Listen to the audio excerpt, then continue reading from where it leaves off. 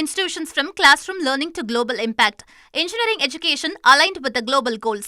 முதல் ஆண்டிலேயே 3500 கோடி ரூபாய் மதிப்பீட்டில் 70,000 வீடுகள் ஒப்புதல் அளிக்கப்படும். தகுதியான குடும்பங்களை அடையாளம் காண்பதற்கு ஊரக வளர்ச்சி துறையில் புதிதாக வீடுதோறும் கணக்கெடுப்பு மேற்கொள்ளப்படும். ஊரக வளர்ச்சித்துறை பல ஆண்டுகளாக பல்வேறு திட்டங்களை செயல்படுத்தி வருகிறது. இருப்பினும் அவற்றில் பல திட்டங்களுக்கு இடையே பணிகள் ஒரே தன்மையில் இருப்பதும் ஒருங்கிணைந்த திட்டமிடல் இல்லாத நிலையும் காணப்படுகிறது. எனவே ஊரக வளர்ச்சித்துறையின் அனைத்து உட்கட்டமைப்பு திட்டங்களையும் ஒருங்கிணைத்து தமிழ்நாடு கிராமப்புற அதிகாரம் அளித்தல் மாற்றம் மற்றும் மறுமலர்ச்சி முன்னெடுப்பு தமிழ்நாடு வெற்றி என்ற விரைவான திட்டத்தை அறிமுகப்படுத்தப்பட அரசு முடிவு செய்துள்ளது.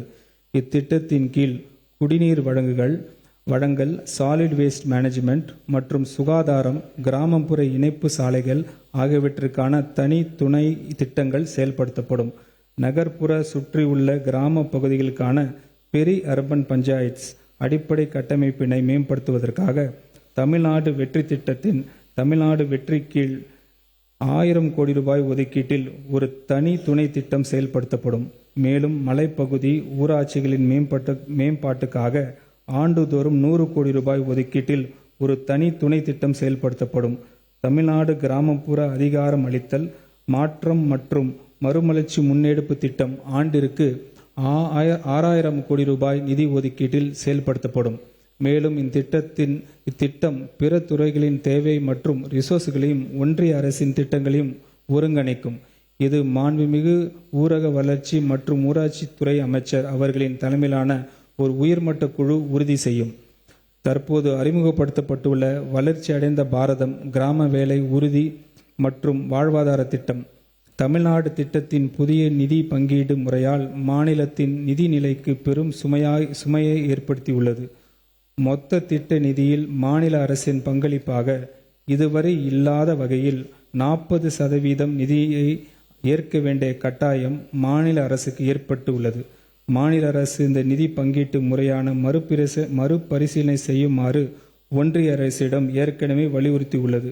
எனினும் ஊரக ஏழை மக்கள் தங்களின் வாழ்வாதாரத்திற்காக மகாத்மா காந்தி தேசிய ஊரக வேலை உறுதி திட்டத்தை பெரிதும் சார்ந்திருப்பதை கருத்தில் கொண்டு மாநில அரசின் இதுவரை இல்லாத அளவிலான 5057 கோடி ரூபாய் பங்களிப்புடன் மொத்தம் 12642 கோடி ரூபாய் நிதி ஒதுக்கீடு இத்திட்டத்தின் செயல்படுத்த அரசு ஏற்கனவே அறிவித்துள்ளது.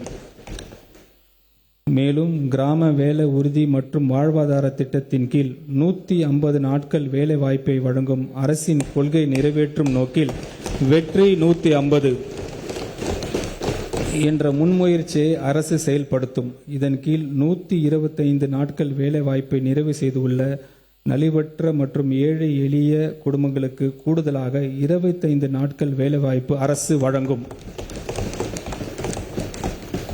இதன் மூலம் அந்த குடும்பங்களுக்கு மொத்தம் 150 நாட்கள் வேலை வாய்ப்பு வழங்கப்படும். இத்திட்டத்தினை செயல்படுத்துவதற்காக திருத்த வரவு செலவு திட்ட மதிப்பீடுகளில் அரசு 100 கோடி ரூபாய் ஒதுக்கீடு செய்கிறது. Saram institutions from classroom learning to global impact. Engineering education aligned with the global goals.